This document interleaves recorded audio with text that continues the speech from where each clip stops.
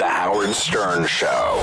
Was your mind blown in the sense that you got a job on the Smothers Brothers show? The show is a big hit, and even with Glenn Campbell or even the fact that you get out of college and you're writing, was it like, were you so unclear that you were bad at it, or were you getting some success? I was so, I'll use your word, blown away by this. I was 21. And Rob Reiner was on the show, too, as a writer. He said you guys wrote the first fart joke together or something that got on TV. Something like that, something.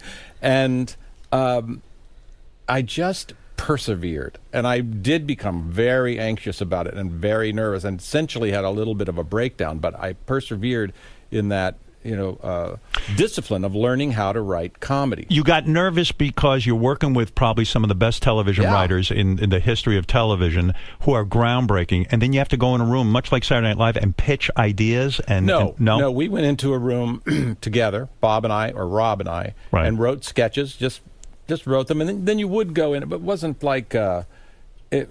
when you go into Saturday Night Live to pitch it, you're really in front of everybody. Right. This, you just go in alone and talk about it. So when you start handing in scripts, are they getting accepted? Are they putting your stuff on television? Oh, they are. Yeah. So you weren't insecure that you'd lose your job. You were accepted. I was insecure that I worried that this was such a great opportunity. I did worry about losing my job. But this moment happened. I'm sitting there, and I'm watching them rehearse.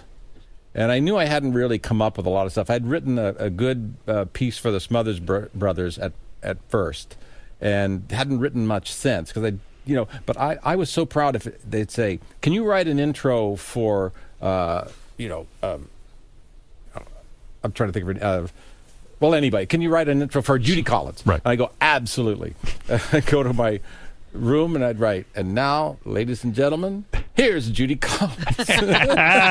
Wow! And I would be so proud of that.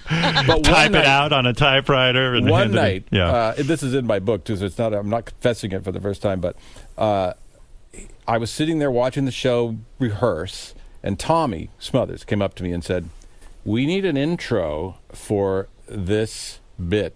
Can you go write it?" And I said, "Sure."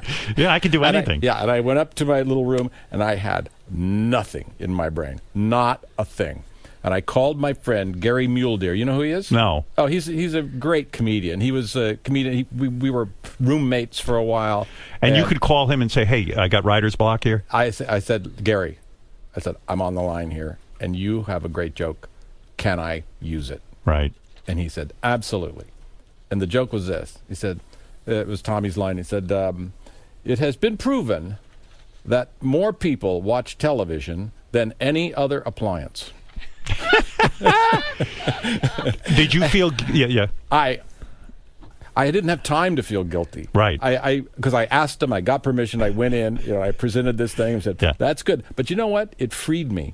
And I was able to then just, start writing and start thinking. And you had to learn how to think in a certain way. You mean it freed you because, hey, maybe I could write some absurd thing and it'll... No, I felt I was over the hump of proving myself, even though I proved myself with someone else's material. See, I would have felt dejected that I had to go get this other material from this guy, and yet you kind of showed you the way. My will was so strong. Meaning that you just had to succeed. I had to succeed, do well. The Howard Stern Show.